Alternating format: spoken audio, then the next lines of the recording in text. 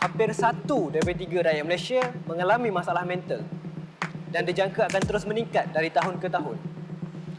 Apa yang dimaksudkan dengan masalah mental sebenarnya? Psikosis ini akan melihat dengan lebih mendalam mengenai kisah-kisah perjuangan dalam senyap.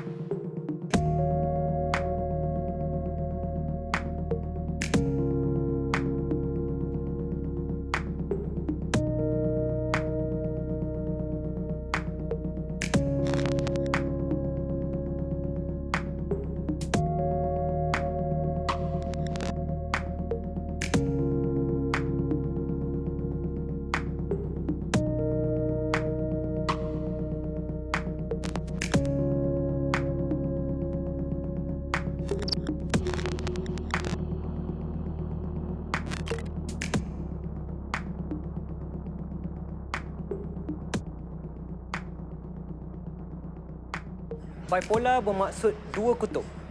Kutub gembira dan kutub sedih. Macam mana 2 perasaan boleh menjadi penyakit? Kali ini topik bipolar disorder. Bersama saya, hos anda, Aiman Amri dalam rancangan Psikosis.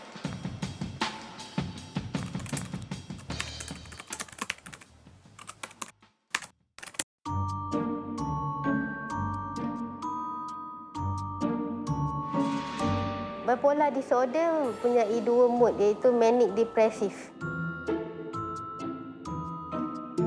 Semua orang faham maksud depresi, tetapi apakah pula maksud mania? Maksud mania adalah kegembiraan yang melampau. Seperti saya pernah mengambil keputusan mengembara ke Eropah seorang diri.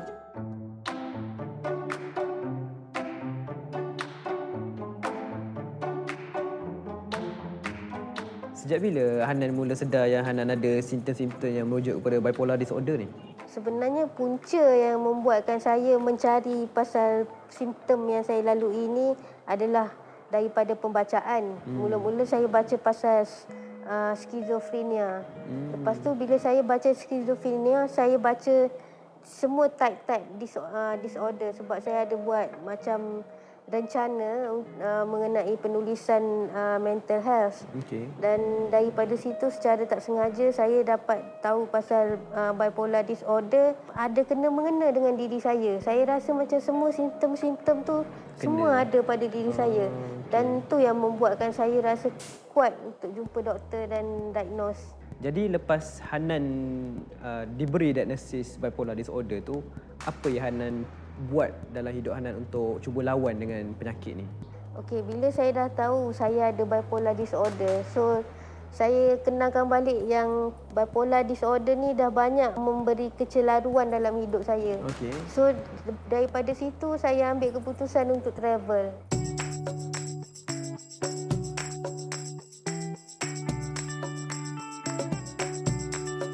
Bagi saya travel boleh menguji kemampuan diri saya sendiri dan bagaimana saya nak kendalikan diri saya dengan lebih baik.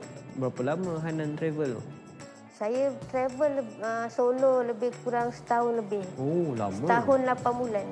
Lama. So sepanjang perjalanan mengembara itulah Hanan cuba untuk merawat sendiri penyakit bipolar tu.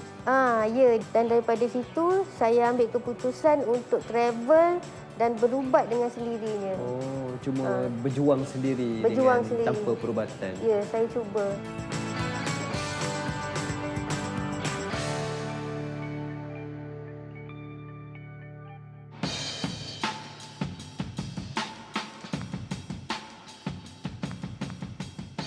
Untuk memahami mengenai bipolar disorder, kita bawakan pakar sekretari pada Hospital Kulim, Dr. Nadia. Bipolar disorder merupakan salah satu daripada kecelaruan psikiatri yang bagi saya agak menarik disebabkan oleh seseorang penghidap penyakit bipolar disorder ini. Mereka boleh mempunyai secara asasnya lah, dia boleh mempunyai satu kemurungan yang sangat teruk dan juga mempunyai simptom manik yang sangat teruk. Jadi kita bercakap seolah macam kalau kita tengok emosi kita sebagai satu spektrum, maksudnya orang bipolar ni dia boleh satu emosi yang ekstrim. pada satu-satu masa. Jadi sebab itu nama dia bipolar. Yes, dua bipolar kutub. ataupun dua kutub perasaan kan. Kita nak buat kiri kanan ataupun atas bawah. Okey.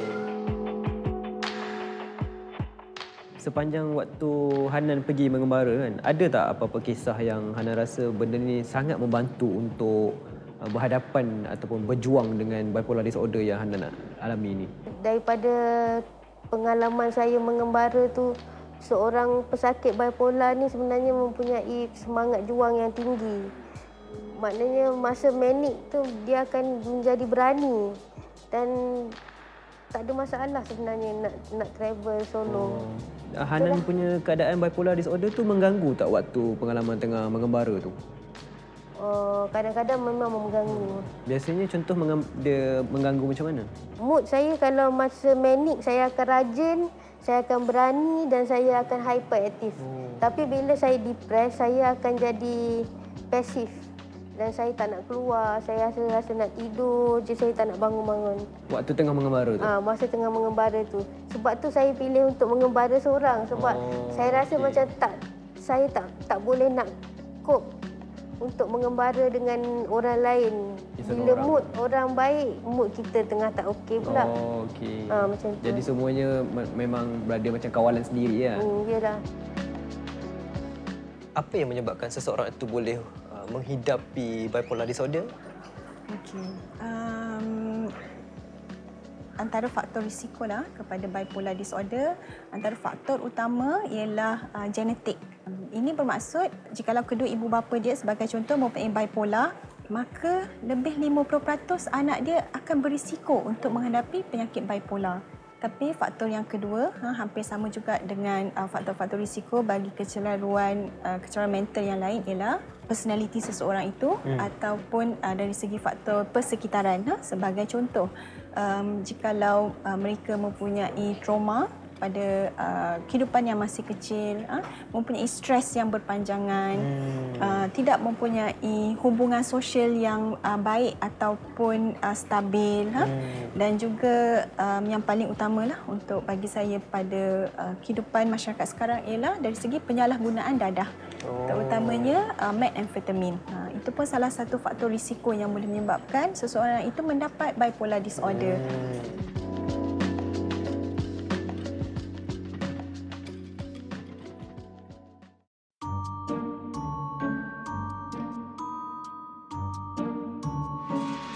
Bipolar disorder ni dia ada kitaran manic dengan kitaran depression kan. Tadi kalau kita sentuh pada kitaran manic ni, tadi Hanan ada sebut yang Hanan jadi berani semacam kan. So ada tak apa-apa contoh yang bila fikir balik, benda tu macam betul ke aku buat macam ni? Tapi kalau waktu tu, bahawa benda tu waktu tengah manic kan, rasa macam benda ni biasa je. Apa yang berani sangat tu? Okey, sebenarnya ada 2-3 peristiwa yang terjadi masa saya tengah manic. Pertama sekali saya berani, masa tu tiket untuk saya nak daripada Bosnia saya nak ke Montenegro. Okey. Masa tu Dekat Kotor. masa tu tiket dah habis. So tiket untuk pagi esok ada. Lepas tu saya fikir balik, malam ni nak tidur di mana? So saya kata malam ni saya malaslah nak ambil bilik, boleh jimat sikit kan.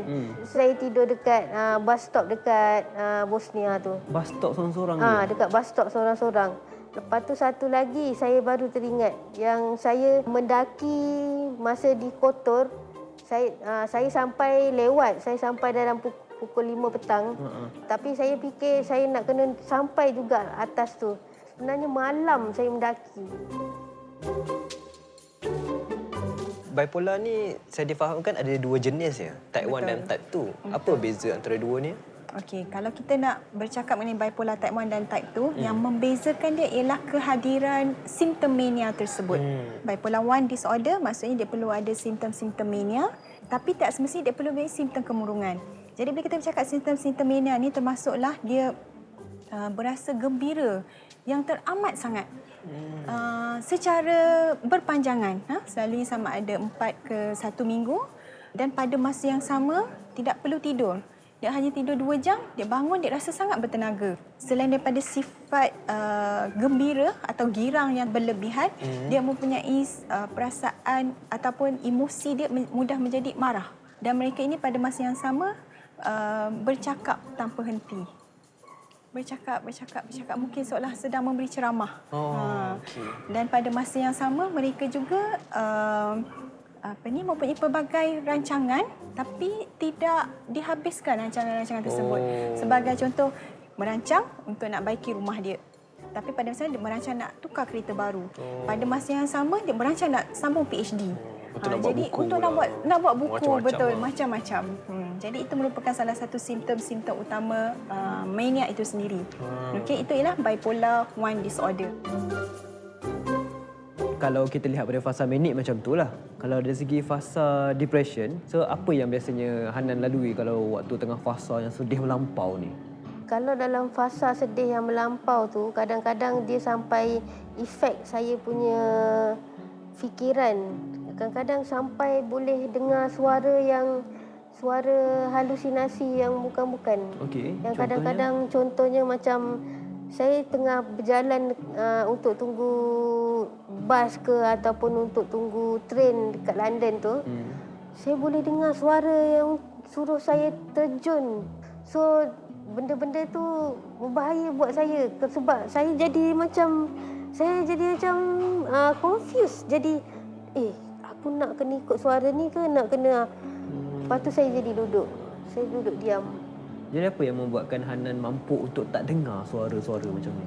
Suara-suara tu saya akan duduk dan saya akan istighfar. Macam saya kena sedar balik yang sebenarnya suara-suara tu tak boleh menguasai saya. Saya yang kena menguasai situasi. Jadi faktor spiritual, faktor agama ni menjadi penguat semangat Sangat, lah sangat. untuk Hanan melawan benda ni. ya. Tapi Sangat. selepas tu bila Hanan balik daripada pengembara dekat 2 tahun ni, terus jumpa doktor balik lah. Dan mulakan balik perubatan. Ya. Rawatan untuk bipolar disorder bukan sekadar pada perubatan tapi juga ada terapi.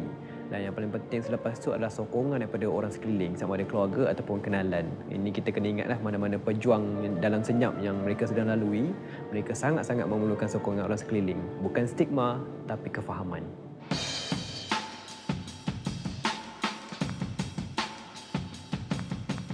Okey, berbeza pula dengan bipolar 2 disorder. Okey, bipolar 2 disorder ni bermaksud bahawa mania itu tidak berlaku. Okey, tetapi ia kalau ada pun hanyalah hypomania. Okey, hypomania maksudnya simptom-simptom yang saya sebutkan masih sama tapi dari segi degree. Jadi kalau kita boleh bayangkan graf graf kita, graf emosi atau graf mood dia naik tinggi. Itu ialah mania. Jadi hypomania tu berada di antara mood yang biasa dengan mood yang tinggi inilah. So itu ialah hypomania. Dan yang paling menarik tentang bipolar 2 disorder ni ialah pada kebanyakan masa penghidap-penghidap ini akan datang dengan simptom-simptom kemurungan. Simptom-simptom kemurungan dan biasanya kita akan diagnosa mereka sebagai mempunyai kemurungan dahulu. Kita akan cuba dengan antidepresan. Dan bila kita cuba dengan antidepresan, kemurungan itu tidak boleh dirawat sepenuhnya. Jadi ini memberikan clue, salah satu clue bahawa adakah ini depression ataupun adakah ini bipolar. Bila kita bagi ubat kemurungan tu, pesakit boleh switch kepada mania. Jadi dia bertukar kepada bipolar 1 disorder lah. Jadi itulah secara ringkas perbezaan antara bipolar 1 dengan bipolar 2 disorder. Tapi dua-dua masih ada kitaran atas dan bawah. Ya, betul. Cuma tahap ialah berbeza. Tahap berbeza. Okey. Maksudnya bipolar 1 dia akan ada degree yang tinggi, mania. Tapi bipolar tu dia pada kebanyakan masa dia lebih kepada depression, kemurungan. Ada mungkin 1-2 episod hypomanic sahaja. Tapi dia banyak ke arah depression. Depression, yes. Itu bipolar 2 disorder.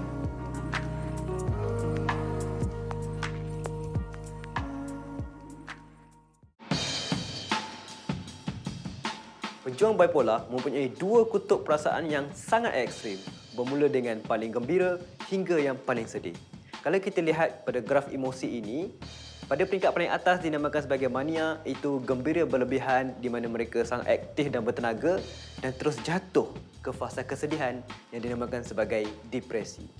Berbeza dengan kita yang normal, kita mampu untuk berada di fasa pertengahan dan perasaan kita lebih terkawal. Tidak bagi pejuang bipolar. Mereka memerlukan rawatan dan mereka memerlukan bantuan untuk berada di bahagian pertengahan. Jika anda mengesyaki anda mempunyai perasaan seperti ini, dapatkan bantuan profesional di klinik kesihatan yang terdekat. Macam mana Hanan bezakan apa yang Hanan alami ni satu benda yang luar daripada kebiasaan? Maksudnya kalau gembira, gembira yang sangat-sangat ataupun sedih, sedih sangat-sangat. Sebab saya rasa lain macam daripada orang lain. Okey. Sebab bila saya terlampau gembira yang tak boleh dikontrol. Okey. Contohnya macam, okey, kalau bila saya gembira, saya akan shopping. Saya nak beli barang. Memang tak boleh kontrol, tak boleh kawal kontrol, lah. tak boleh kontrol. Walaupun barang tu saya dah ada, tapi kalau saya kata saya nak beli benda tu, saya akan beli juga.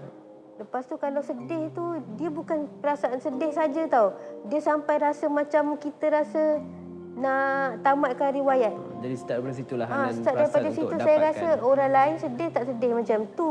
Tapi saya sedih rasa macam, aku Keterlaluan. rasa geramnya tak lepas benda ni. Rasa macam, kalau aku toreh tangan ni baru rasa okey kot. Minta maaf saya mencalah. Sekiranya mana-mana penonton yang berasa terkesan dengan cerita daripada Hanan yang agak jelas dan terperinci, cepat-cepat dapatkan bantuan profesional di klinik kerajaan terdekat, klinik kesihatan ataupun hospital kerajaan untuk dapatkan bantuan profesional yang segera.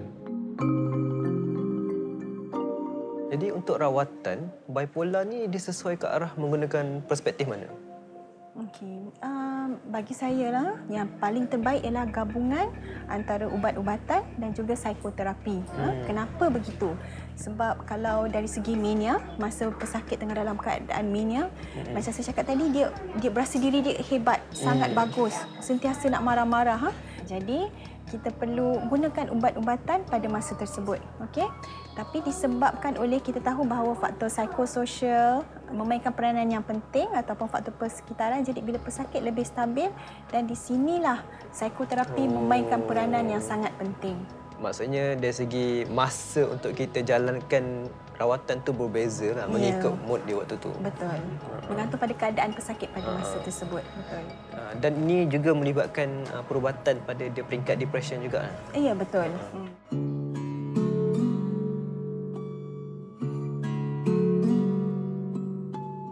Saya terinspirasi cerita akak pergi mengembara ke banyak negara dalam masa hampir 2 tahun kan, dalam keadaan minda sedang berjuang dalam senyap kan. Jadi apa sumbangan akak, apa yang akak cuba sumbangkan balik kepada masyarakat kita sekarang? Sekarang saya mula menulis buku tentang kisah pengembaraan saya dalam keadaan saya sakit begini. Apa nama tajuk buku? Dalam proses, dan buat masa ni saya buat tajuk sementara The Adventure of Pengembara Kenik. Pengembara Kenik. Ya. Okey, so ini cerita seorang macam mana yang mempunyai bipolar disorder yang mengembara sambil berjuang secara solo. Secara solo hampir 2 tahun. Hanan sebagai orang yang memahami perjuangan dengan bipolar disorder kan, apa yang Hanan nak cakap kepada pejuang yang lain? Kepada pejuang-pejuang bipolar disorder di luar sana, saya harap mereka terus kuat dan terus berjuang untuk teruskan hidup. Jangan lupakan rawatan dan jangan skip ubat. Buat mereka yang mengalami kecerobohan mental ini, fahami apa yang anda lalui itu adalah sesuatu yang betul, sesuatu yang benar, bukan dibuat-buat, bukan ilusi, tapi ialah sejenis penyakit. Dan seperti mana penyakit yang lain, ia memerlukan rawatan. Sebagai seorang pakar psikiatri kan, apa nasihat yang doktor boleh berikan kepada keluarga yang mempunyai ahli keluarga bipolar disorder ataupun kenalan kepada bipolar disorder untuk mengendali atau berhadapan dengan pejuang ni ataupun penghidap ni? Sebab mereka perlu berhadapan sekejap mania, sekejap depression. Kebanyakan ahli keluarga tak tahan dengan benda ni. Nasihat saya yang pertama ialah bila anda tahu anda menghadapi bipolar, maka sebaik-baik mungkin ialah berbincang dengan doktor untuk mengesahkan diagnosis. Sebab adakah betul anda mempunyai bipolar ataupun ianya merupakan satu personality disorder ataupun personality yang maladaptif. Kita perlu confirmation tersebut daripada doktor-doktor yang bertauliah. Okey. Bipolar jika dirawat, insya-Allah kita boleh atasinya bersama-sama. Dan sebagaimana soalan Cik Aiman, peranan keluarga tu sangat penting.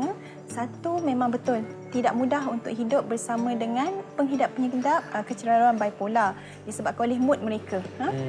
Jadi ahli keluarga pada pandangan saya jikalau boleh terujuk pujuk untuk pejuang-pejuang ini pergi membuat rawatan. Dan jangan kita pujuk saja, kita hulurkan tangan. Bersama-sama pergi ke klinik untuk mendapatkan rawatan bersama-sama. Ni tak kan, kadang kita cakap, pergilah, abang pergilah kan kalau isteri dengan suami, abang pergilah. Tapi kita tak nak temankan suami kita. Sedangkan apa yang menakutkan ataupun perkara yang paling mungkin menakutkan pejuang-pejuang inilah ialah untuk melangkah masuk ke klinik psikiatri dan berjumpa dengan pakar disebabkan stigma, kan? Tapi kalau kita sama-sama berpegang tangan, mak dengan ayah pegang tangan anak sama-sama, masuk ke klinik sama-sama, keyakinan itu ada. Dan secara indirectly, anak atau penghidap itu tahu walau apa pun berlaku pada diri mereka, support daripada ahli keluarga tetap ada. Itu yang paling penting. Kita boleh lihat macam mana peranan ahli keluarga memainkan peranan yang sangat penting dalam usaha penyembuhan. Sedikit yang saya boleh petik daripada kata-kata Dr. Nadia adalah jangan biarkan diri anda berjuang dalam senyap. Dapatkan bantuan, dapatkan rawatan. Dengan adanya sokongan, dengan adanya rawatan daripada bakar, kita percaya anda boleh lakukannya. Dua perasaan berbeza pun boleh dianggap penyakit. Menarik kan? Topik kecemasan mental merupakan topik yang perlu dipandang serius oleh masyarakat kita. Kita perlu faham bahawa tidak sempurna kesihatan seseorang tanpa kesihatan mental.